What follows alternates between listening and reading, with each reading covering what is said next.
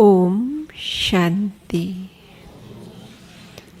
आज भट्टी का तीसरा दिन है और ये प्रातःकालीन सत्र है जिसमें हमारे बीच में पधारे हैं आदरणीय राजयोगिनी उषा दीदी जी।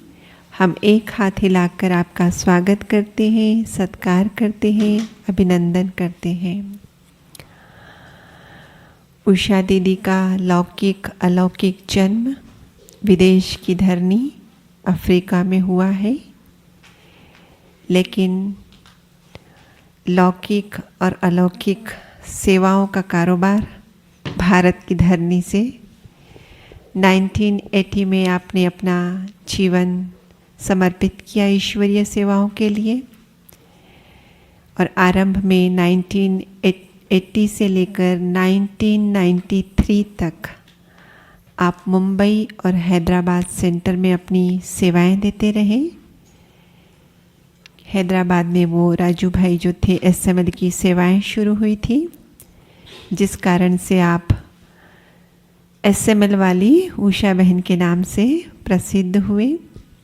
विदेश की धरनी के भाइयों ने एसएमएल का पूरा प्रॉस्पेक्टस कहे सिलेबस तैयार किया, यहाँ ट्रेनिंग दी और उसी को उषा दीदी ने ट्रेनिंग लेकर भारत की धरनी के हिसाब से भारत की भाषा में ढालकर सबको दिया और आप एसएमएल वाली उषा बहन के नाम से प्रसिद्ध हुए।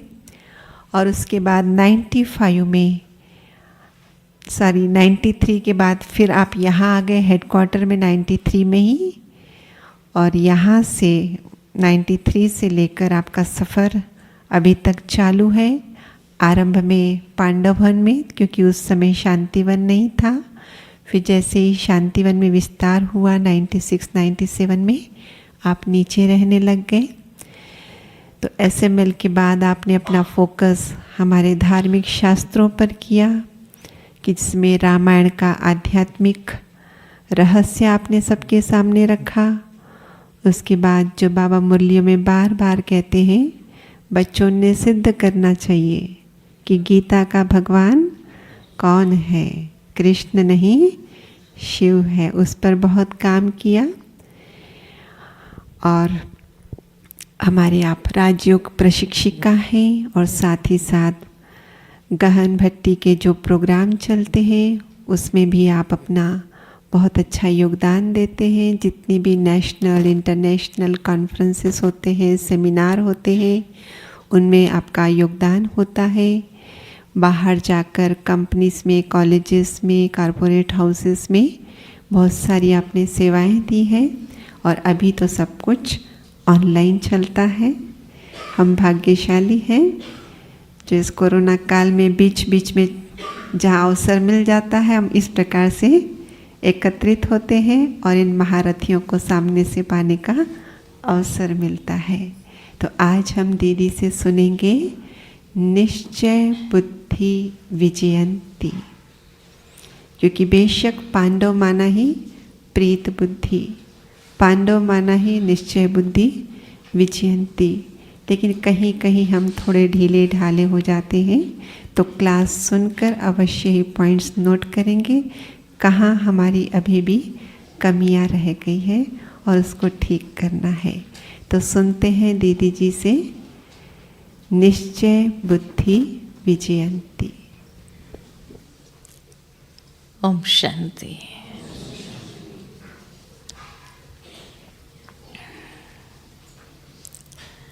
निश्चय बुद्धि विजयंती, ये सब्जेक्ट जब सुनते हैं तो मैं समझती हूँ कि हर कोई जानता है कि बाबा ने तो 4 प्रकार के निश्चय की बात की है,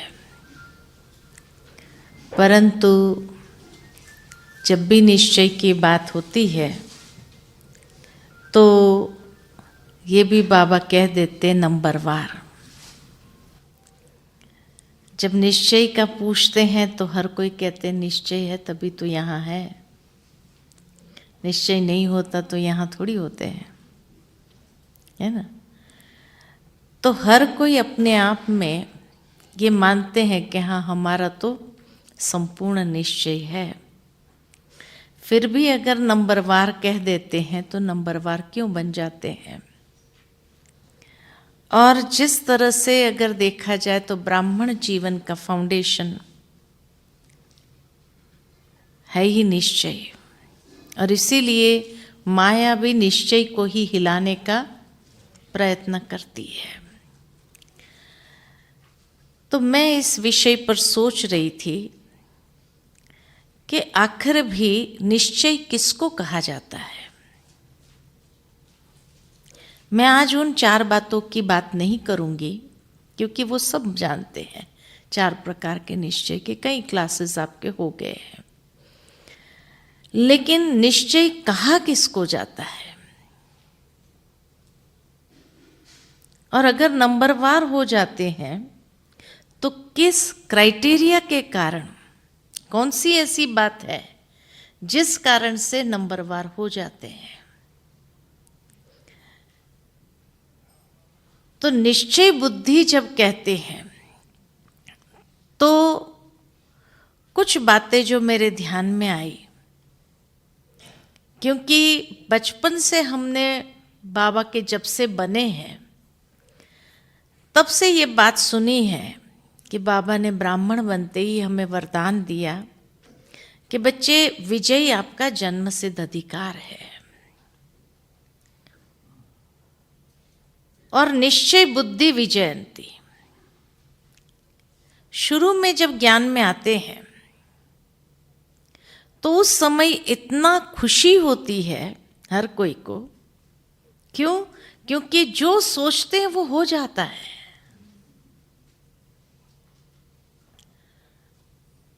कुछ सोचा, मन में संकल्प किया, दूसरे दिन बाबा की मुरली में आ जाता है, या उसी दिन की मुरली में आ जाता है। और उस समय हमारा निश्चय बहुत पावरफुल होता है। लेकिन समय जाने के बाद जो सोचते हैं वो नहीं हो पाता है। बाबा के घर में आके दृढ़ संकल्प करके जाते हैं तो भी नहीं होता है। तो क्या कहेंगे? निश्चय कम हो गया। पहले निश्चय ज्यादा था, अभी कम हो गया।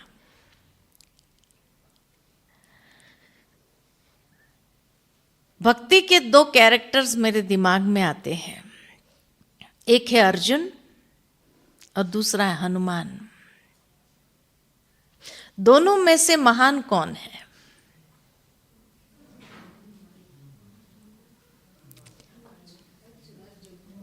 दोनों में से महान कौन है? हाँ?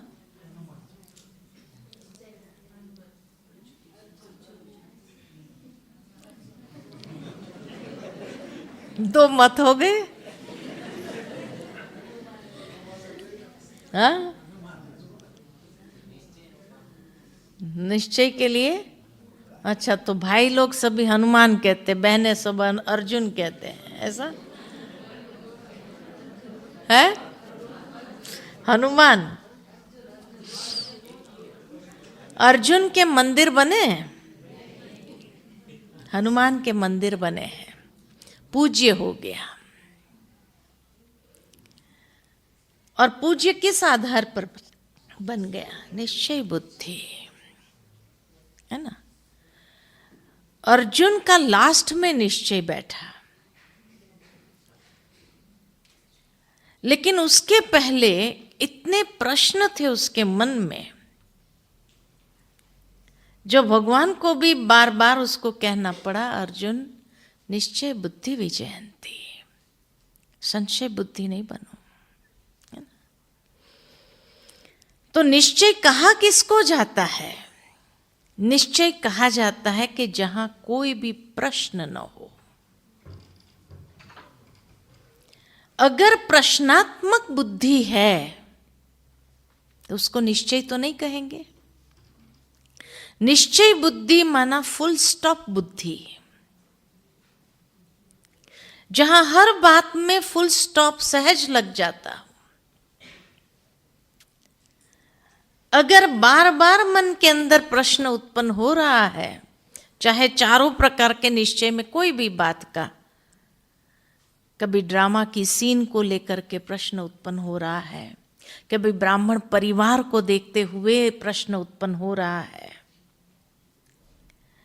तो उसको निश्चय बुद्धि नहीं कहेंगे। निश्चय बुद्धि माना फुल स्टॉप, प्रश्न खत्म। कई बार कई लोग कहते हैं अगर जिज्ञासावश प्रश्न उत्पन्न हो तो, जिज्ञासावश अगर प्रश्न उत्पन्न होगा तो दूसरे दिन बाबा की मुरली में उसका जवाब आ ही जाता है, तो वहां भी प्रश्न समाप्त। ध्यान से अगर मुरली सुनेंगे तो बाबा की मुरली में उसका जवाब आता ही है। हमें कहीं पूछने की आवश्यकता नहीं पड़ती है, ये मेरा प्रश्न है, ये प्रश्न का जवाब दो। अगर प्रश्न है माना निश्चय बुद्धि में कमी है, निश्चय नहीं है तभी प्रश्न उत्पन्न हो रहा है। इसीलिए नंबरवार बन जाते हैं। तो ऐसी कुछ 10 बातें मैंने निकाली है। अगर हर एक को 10-10% दे तो 100% निश्चय किसको कहा जाता है, उसको आप अपने आप में देख सकते इस मीटर के आधार पर कि सचमुच में कितना परसेंटेज निश्चय। बाबा तो कहते हैं निश्चय में परसेंटेज नहीं होती है, लेकिन फिर भी अगर नंबरवार बन रहे हैं तो ये कुछ क्राइटेरिया जो मैंने निकाला है, जिसके आधार से हम स्वयं को देख सकते हैं। तो पहली बात जो कही, प्रश्नात्मक बुद्धि नहीं, क्योंकि जो प्रश्नात्मक होगा वो पूज्य कभी नहीं बन सकता। अर्जुन इसीलिए पूज्य नहीं बन सका। हनुमान को कभी प्रश्न उत्पन्न ही नहीं हुआ, उसने सारे प्रश्न का हनन कर दिया, खत्म कर दिया। अगर हनुमान को भी अनुमान या अभिमान आ जाता तो वो निश्चय बुद्धि नहीं बन सकता। तो इसीलिए कहा कि अर्जुन नष्टो मोहा जब बना तब निश्चय बुद्धि कहलाया। तो निश्चय बुद्धि की पहली सीढ़ी नष्ट मोहा है। फुल स्टॉप जहां लग जाता माना निश्चय बुद्धि 100%। दूसरा, निश्चय बुद्धि उसको कहा जाता है जिसके मन के अंदर शक न हो किसी बात का, चाहे स्वयं प्रति, चाहे बाबा के प्रति।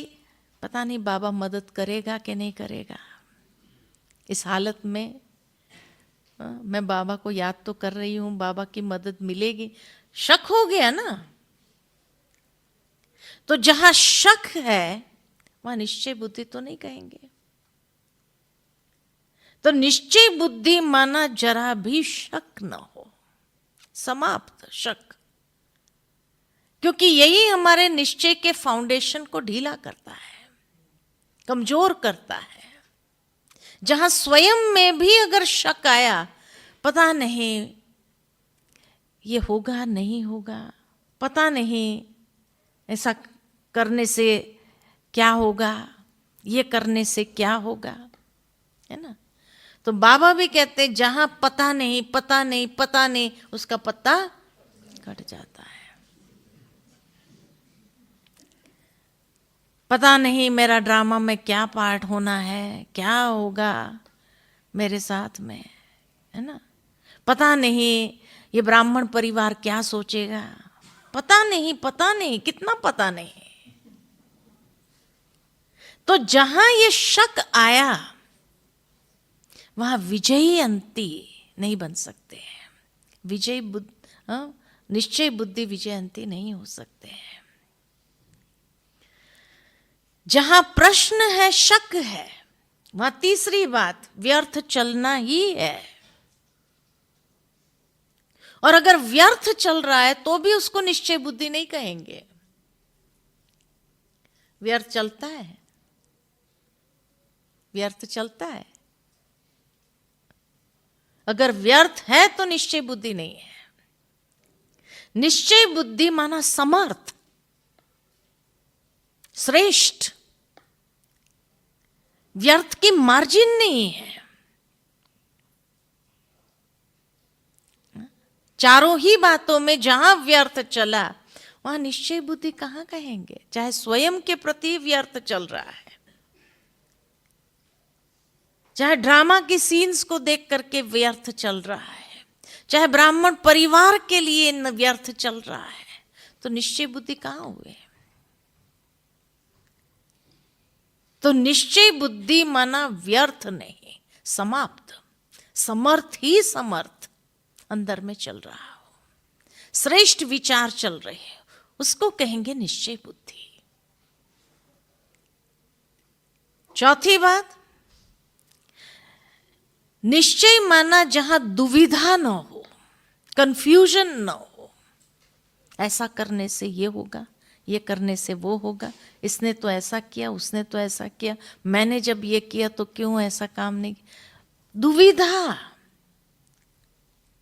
है ना, कंफ्यूजन।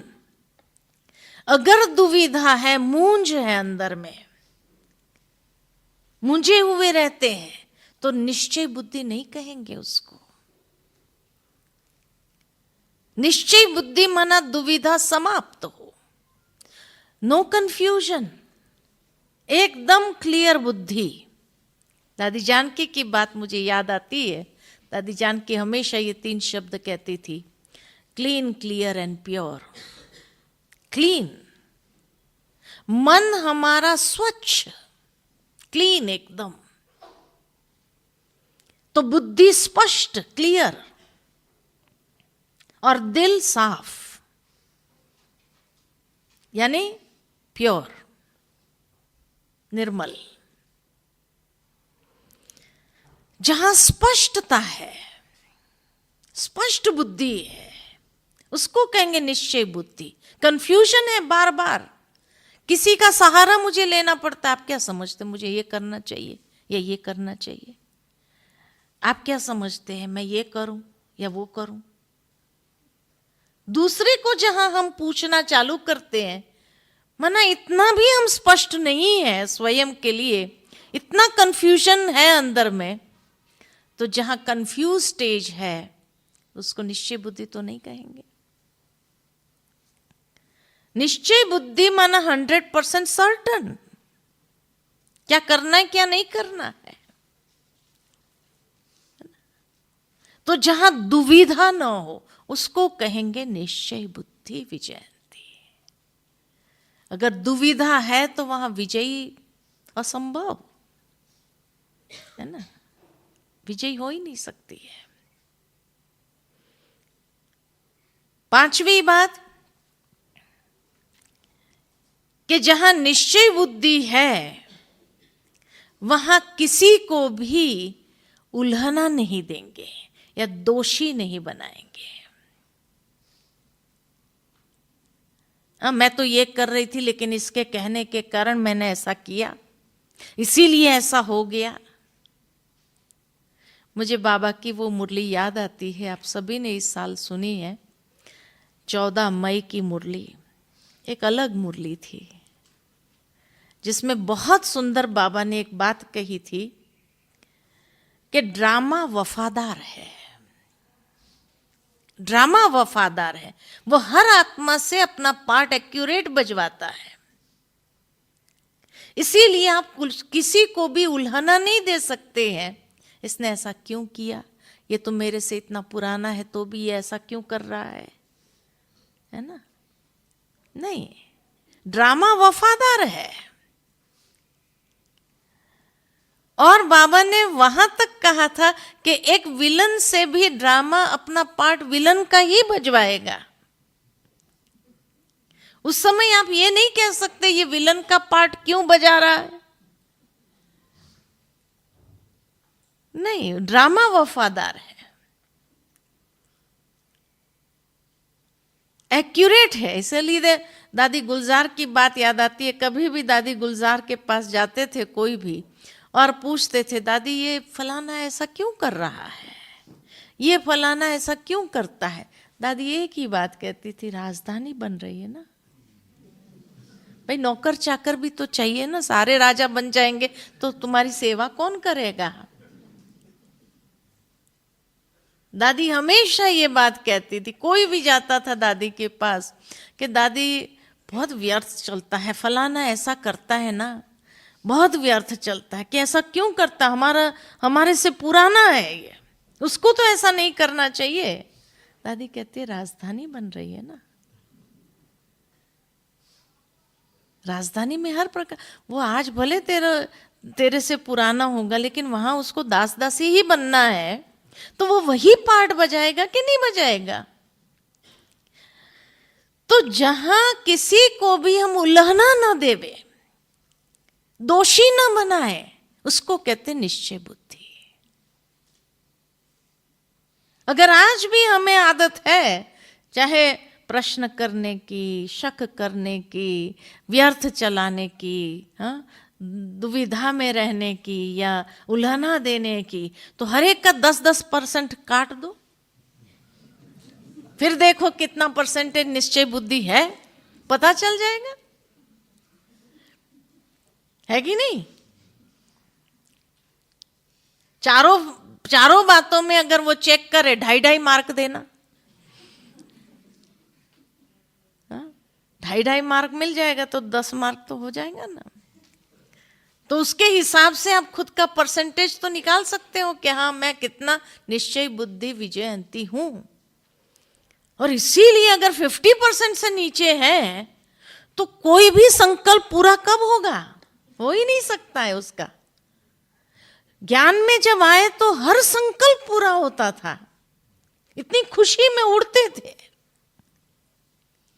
क्योंकि उस समय ना कोई शक था, ना कोई प्रश्न था, ना कोई दुविधा, भगवान यही है। उसके बाद जब से हमने सी ब्रदर सिस्टर करना शुरू किया ना, तब से हमारे निश्चय में परसेंटेज आ गई और ये सब बातें अंदर घुस गई। और ये घुस गई तो अगर 50% से नहीं, उसका कभी कोई संकल्प पूरा नहीं हो सकता है।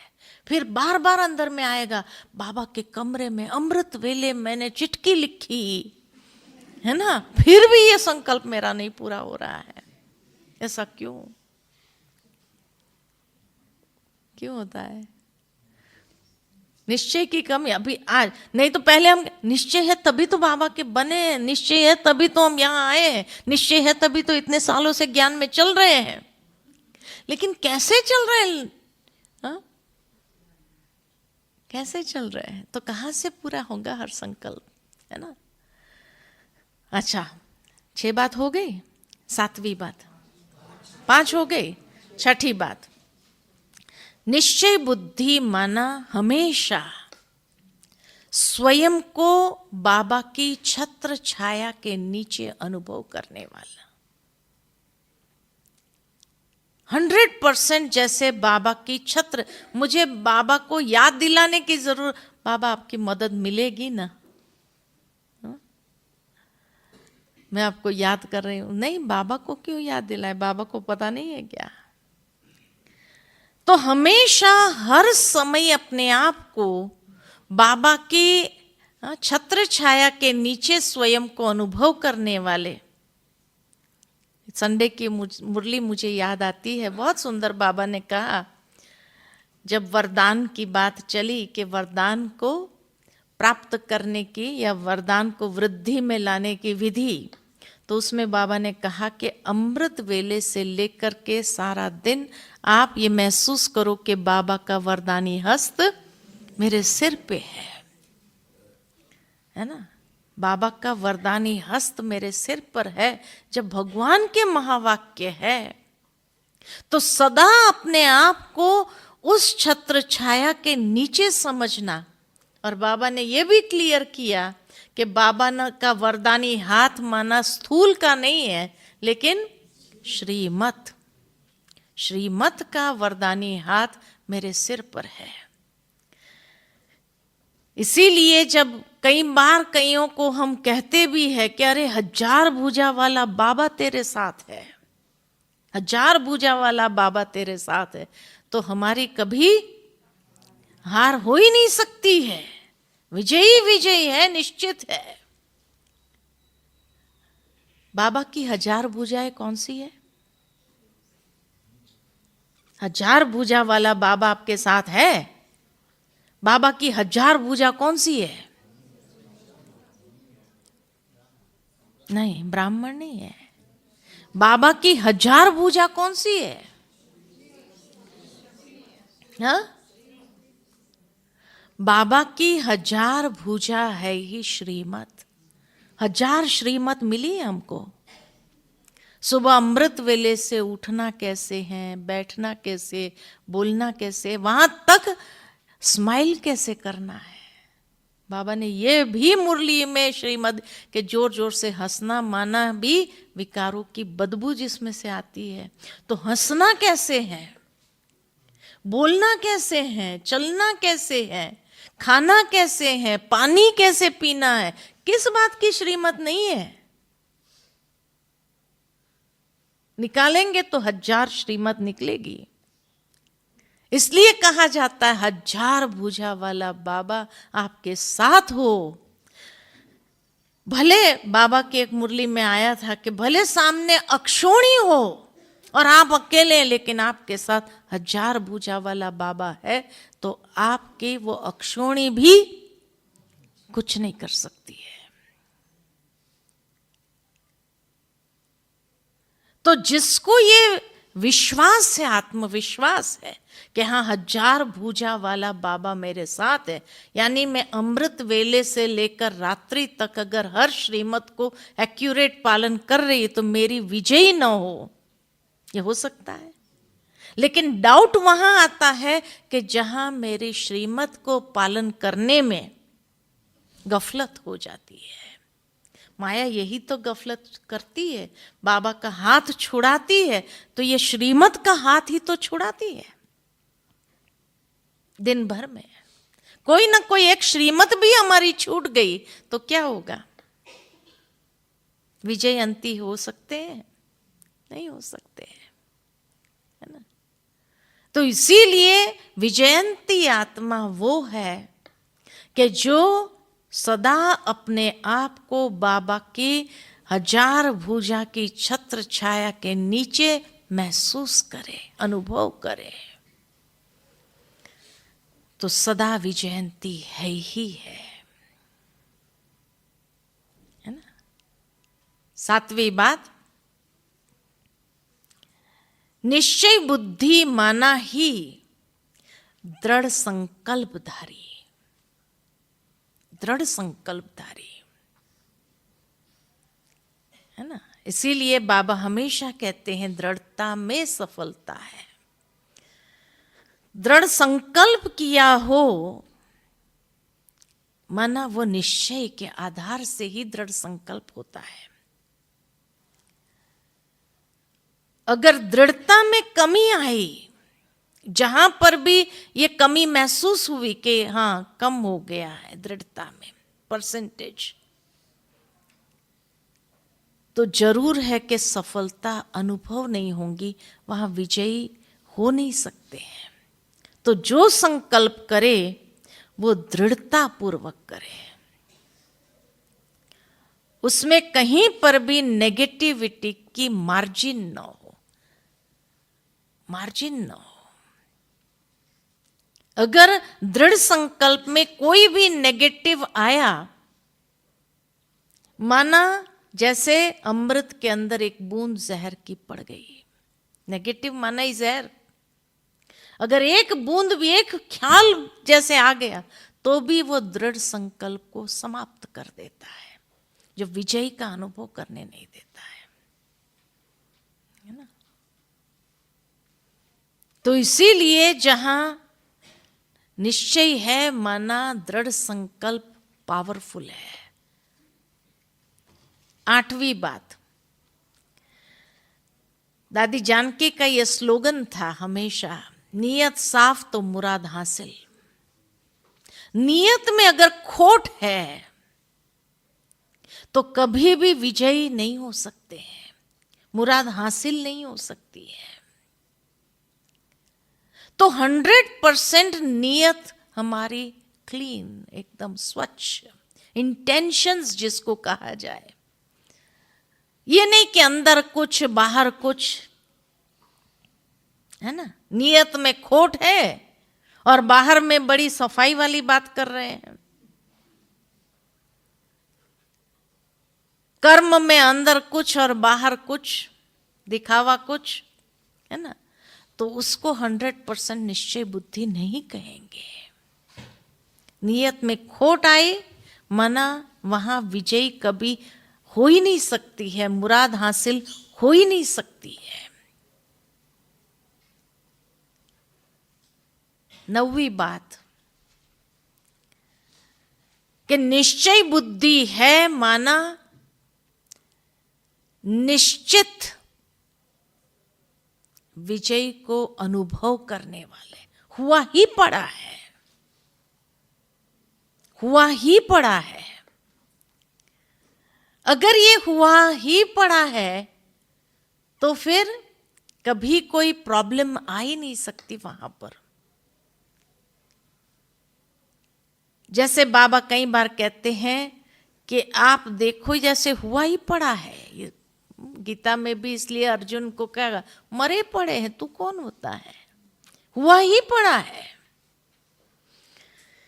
अकेला एक परमात्मा ही समर्थ है सब कुछ करने के लिए, लेकिन वो भाग्य बनाना चाहता है आपका, इसीलिए आपके द्वारा वो कर्म निमित्त मात्र करवा रहा है, निमित्त मात्र करवा रहा है, बाकी तो हुआ ही पड़ा है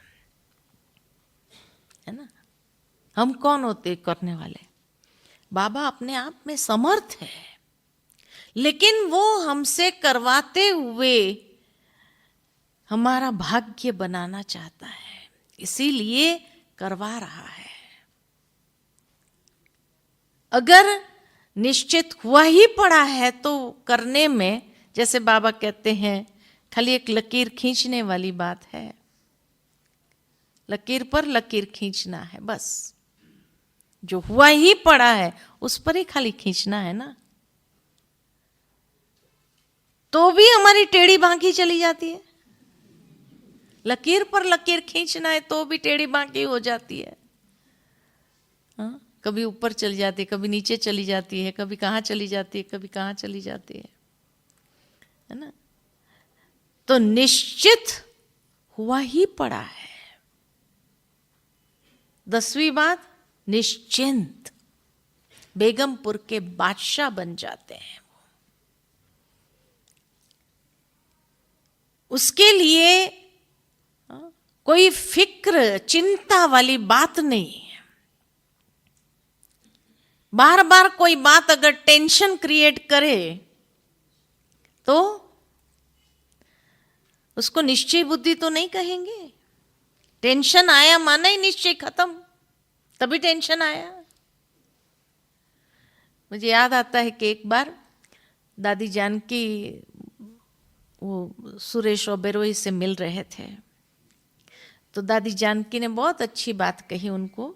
जैसे कहा, कुछ एक बात मुझे क्या करना चाहिए, उसके लिए आप कुछ सुनाओ। उसने कहा, तो दादी जानकी ने कहा, एक लाइन में अगर कहूँ, हर घड़ी अटेंशन में रहना, अटेंशन रखना।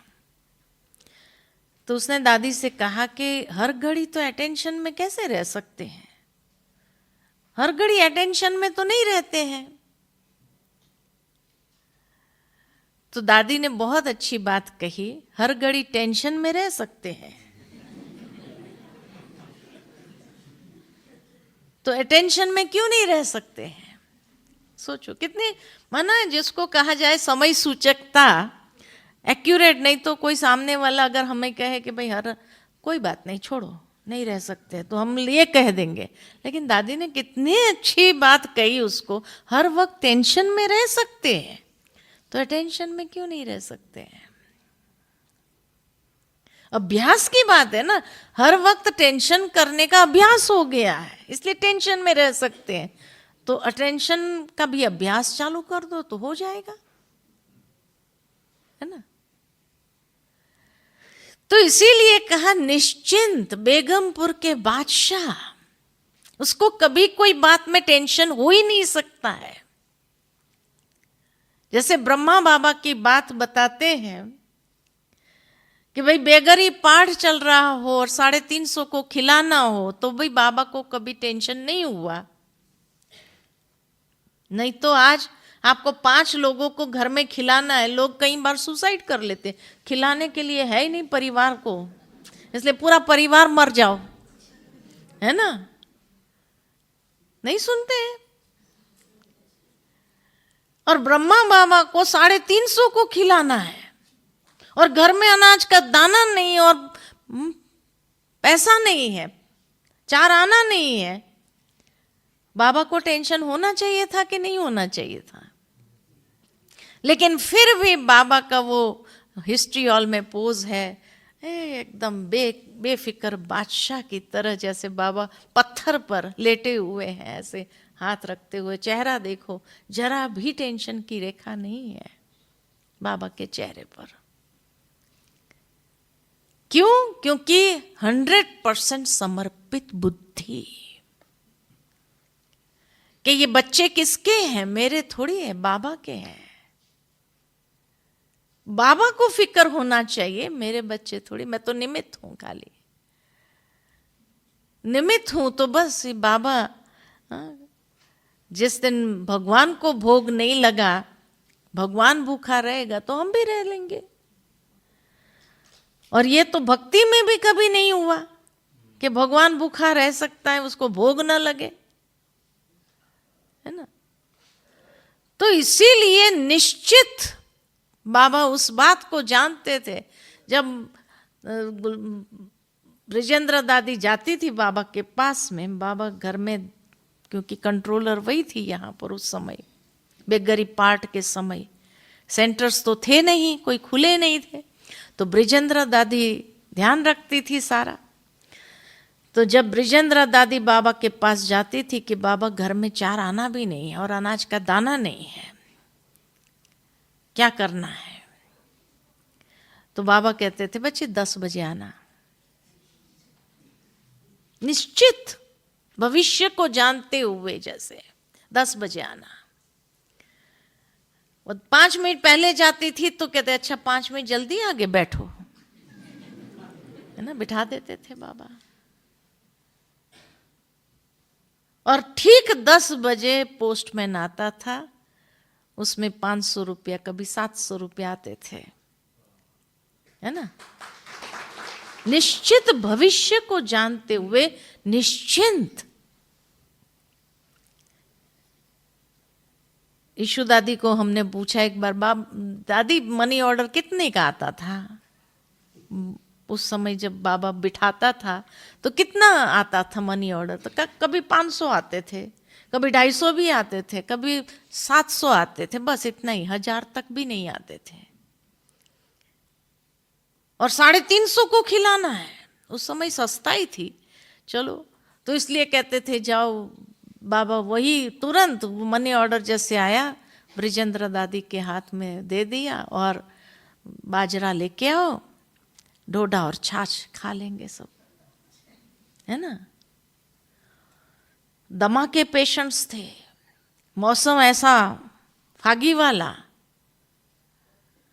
लेकिन फिर भी कुछ नहीं होगा किसी को, किसी को कुछ नहीं होगा। बाबा की याद में सभी खाएंगे, बाबा को भी यही भोग लगेगा। और कोई बीमार नहीं पड़ा, कभी कोई बीमार नहीं पड़ा। दमा वाले का दमा ठीक हो गया, है ना।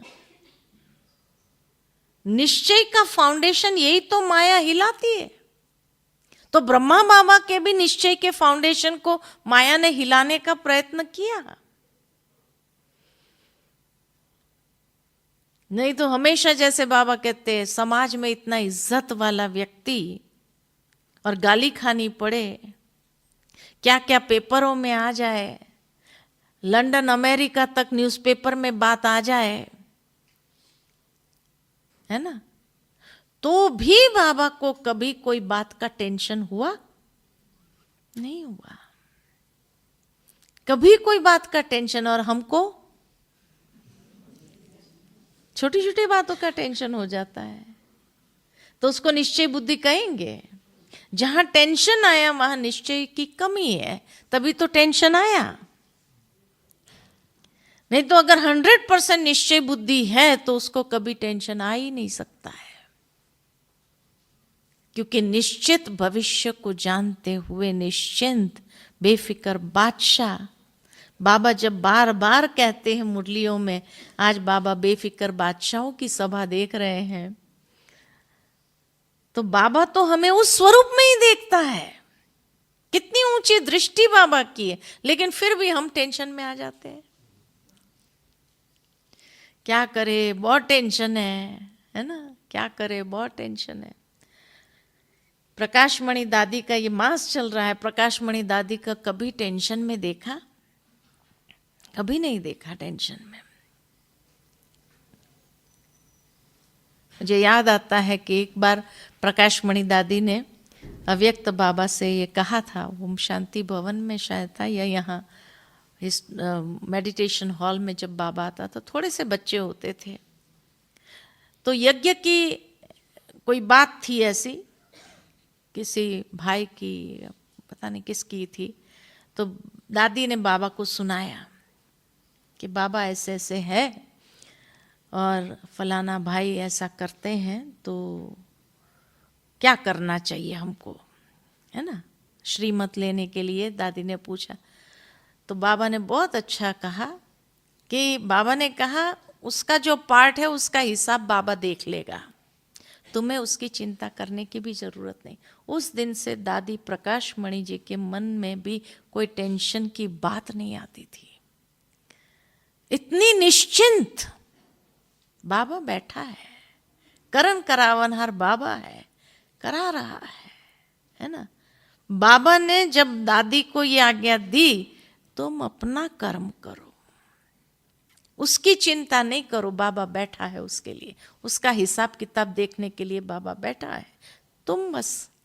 तुम उसको प्यार ही दो, वो कैसा भी कर्म करे या कुछ भी करे, तो भी तुम्हारा काम है उसको पालना देना। और तब से लेकर के कोई सही कर रहा है नहीं कर रहा है, बाबा बैठा है ना, देख रहा है। दादी ने हर एक को इतना प्रेम से पालना ही दिया, ये प्रत्यक्ष हम लोग ने देखा है। और कभी ये अभिमान नहीं, फिर भी दादी को, हमेशा दादी को कभी भी कोई पूछने जाते थे कि दादी आपका विचार क्या है, इसमें हम करें या न करें, तो दादी हमेशा कहते दादी का ये विचार है, दादी का ये विचार है। फिर भी न्यूट्रल होकर के कहते दादी का विचार है, करो न करो आपकी बात है। फ्रीडम फिर भी दे देती थी कि करना न करना, दादी का ये विचार है, बाकी करो न करो। हम तो इतने छोटे थे जब यहाँ मधुबन आए थे, बड़ी दादी इतना, मुझे उस समय से उनके प्रति इतना जैसे जो रिगार्ड उनके लिए था, वो इसीलिए था कि इतने बड़े होने के बावजूद भी दादी ने कहा, जब ज्ञान सरोवर बनने लगा तो दादी ने कहा कि उषा, दादी का विचार है कि तुम यहाँ रहो, मधुबन को हैंड चाहिए अभी। एक शीलू और शशि सब जगह नहीं पहुंच सकती है, तो इसीलिए और हैंड्स अभी ज्ञान सरोवर बन रहा है। और भी दादी का विचार है कि तुम यहाँ रहो, बाकी फिर भी अगर तुम सेंटर पर जाना चाहती है तो मैं तुझे फोर्स नहीं करूंगी। ये दादी की भावना। कभी दादी, मैंने दादी से कहा, दादी आप तो ऑर्डर कर सकते हैं कि तेरे को यहीं रहना है, अथॉरिटी हो आप। कहा नहीं, अगर तुझे नहीं रहना है, तुझे कोई सेंटर जाना है, तो वो भी तुझे फ्रीडम है। दादी का विचार है, लेकिन अगर तुझे जाना है तो मैं तुझे रोकूंगी नहीं। अब सोचो कितनी निर्माणता। तो निश्चय बुद्धि हमेशा नम्र चित्त निर्माण होता है, क्योंकि अभिमान का हनन कर दिया उसने, है ना। तो वो हो ही नहीं सकता है, उसके अंदर वो अभिमान आ ही नहीं सकता है, तभी तो पूजनीय बन सकते हैं। तो इसीलिए कहा कि ब्रह्मा बाबा की भी निश्चय की परीक्षा हुई, तो मातेश्वरी जी के भी सामने कई पेपर आए निश्चय के, और दादी के सामने भी प्रत्यक्ष देखे कि निश्चय के कई पेपर आए, लेकिन 100% निश्चय जिसको कहा जाए, इसीलिए हर कार्य में सफलता मूर्त। जैसे सफलता हार लेके खड़ी है, उनका आवाहन करते हुए कहने का भावार्थ यही है कि निश्चय बुद्धि माना कभी भी कोई टेंशन नहीं, कोई फिक्र नहीं, कोई अथॉरिटी को यूज करने वाली बात नहीं, लेकिन नम्र चित्त और निर्माण जो कहा जाए उसको कहते हैं 100% निश्चय बुद्धि। और यही निश्चय के फाउंडेशन को माया हिलाने का प्रयत्न करती है। तो इन बातों के आधार पर हम अपने आप को चेक करें कि क्या हम 100% निश्चय बुद्धि है? क्या कहेंगे? है? हाँ, अभी चेक कर कितना परसेंटेज है? 50% से ऊपर है या नीचे है? हाँ? ठीक है ना। तो मीटर मिल गया लास्ट में आपको जाने से पूर्व। हाँ, तो इसके आधार पर अभी हमेशा कोई भी ऐसा संकल्प आए तो चेक करो कि भाई ये क्राइटेरिया के अंदर तो नहीं आ रहा है ना। मिटा देना तुरंत ही उसको। प्रश्न हो, शक हो, व्यर्थ हो तो समाप्त कर देना। ये नहीं तूफान आ गया क्या करे, माया आ गई, नहीं। ये कमजोरी वाली बातें अब समाप्त, समय अनुसार अब ये समाप्त होनी चाहिए, क्योंकि अब भी समाप्त नहीं किया तो कब करेंगे? 100% निश्चय बुद्धि कब बनेंगे, है ना। तभी तो कई बार ब्रह्मा बाबा भी कहते रास्ते चलते ब्राह्मण फंसा, है ना। कहाँ बाबा की वो जाहो जलाली कहे थी एक समय में, और बाबा बनने के बाद कितना निर्माण, सिंपल, धोती कुर्ते में आ गया जैसे एक प्रकार से, कितना निर्माण चित्त। ऐसा कोई गुरु भी दुनिया में नहीं मिल सकता है ना। तो इसीलिए 100% निश्चय बुद्धि विजयंती, ठीक है। और इसीलिए आज इतना यज्ञ बेगरी पाठ से भी निकल करके इतना आगे बढ़ गया है, और सारे विश्व के अंदर आज बोलबाला कहें या नंबर 1 में जा रहा है। कई सन्यासी लोग कहते हैं कैसे करते हैं आप लोग। मैं हरिद्वार गई थी तो वहाँ सन्यासी लोग कहते हैं हम लोग एक आश्रम चलाने में भी इतने टेंशन में आ जाते हैं, और आप लोग कैसे कर लेते हैं? आप लोग तो बहने हैं, कुछ अनुभव नहीं है, फिर कैसे कर सकते हैं? तो इसीलिए वो भी जब अपने आप को असमर्थ महसूस करते हैं और उनको भी, उनका भी निश्चय डगमगाने लगता है। और यहाँ बाबा का कार्य बाबा चला रहा है, इसलिए चल रहा है। लेकिन अभी हमें भी अगर बाप समान बनने के लिए बाबा प्रेरित कर रहा है, तो हमें भी बाबा के जैसे 100% निश्चय बुद्धि बनना है, क्योंकि तब प्रत्यक्षता बहुत सहज और हो जाएगी। ठीक है, अच्छा, ओम शांति।